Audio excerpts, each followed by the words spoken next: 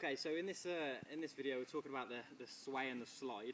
The sway is when a golfer turns into the backswing and doesn't actually turn, they just have an excessive shift away from the ball or away from the target, and then the slide is on the downswing, they slide excessively towards the target without having any much of a hip turn.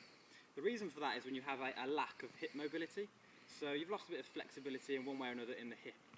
Okay, but most importantly in the golf swing is the internal hip rotation. Okay, so you come to the backswing, you want to generate that X factor by having a bigger turn in the shoulders than in the hips, and then being able to drive through and increase the X factor by the hips moving first, the shoulders staying up, and then you just get a massive whip through the board. Okay, so without having that hip turn, then you're doing yourself out of a lot of power. All right, so the easiest way to do this is actually down the range, in between hitting balls. If you know you're a sway or a slider, is plant one foot onto the floor. More importantly, the back foot if you're a right-handed golfer.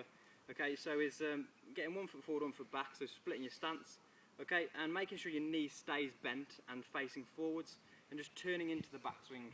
Okay, just driving through. I actually prefer putting the club across the chest, because then it really makes you turn your upper body across rather than just swinging into it. You're having to make sure you're concentrating on keeping that knee facing forwards, like so.